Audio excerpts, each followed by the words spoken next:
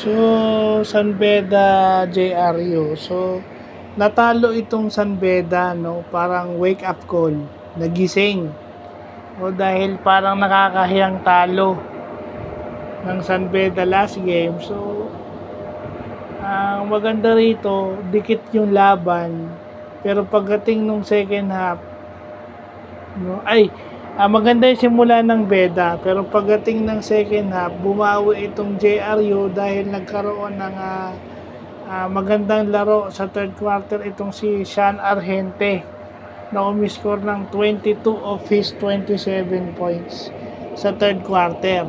Kaso, ang kalaban niya dun sa San Beda is 4 na player ang umiscore ng double figures. Siya ay isa lang. So, anong gagawin mo? Siya lang yung umuopensa sa JRU, tapos yung kalaban nila sa San Beda, 4 yung umiscore. So, ibig sabihin na defending champions bumawi, put stamp, talagang kumbaga tinatakan nila yung larong to na sa kanila. So, parang lagay na natin ngayon, baka itong parang kung may pantatak ka, yung pantatak na yun is panalo in their favor. So, ganun lang yun. Ganun talaga yung champions. No? Bumabawi, nagme-meditate, nag-iisip. At syempre, siguro, napagsabihan din itong mga to na hindi porket defending champions kayo, wag kayong masyadong papakumpiyansa.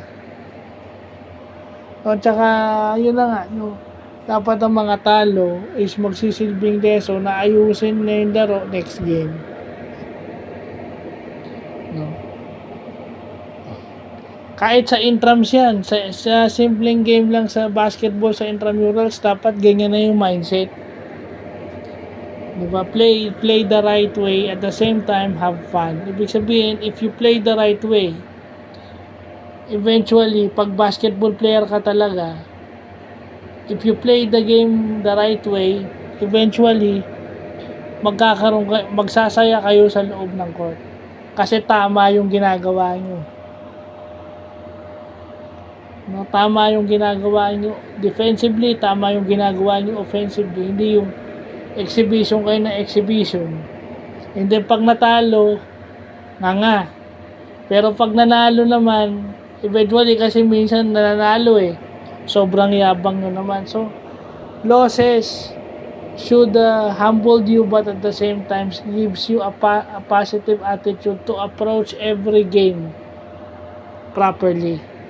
Kasi yung minsan sa mga player porket no bearing, hindi na maglalaro ng tama. Itong Beda, di ba, maaga pa sa season, wake up call na sa kanila yon. Buti maaga nangyari. So, yun lang po.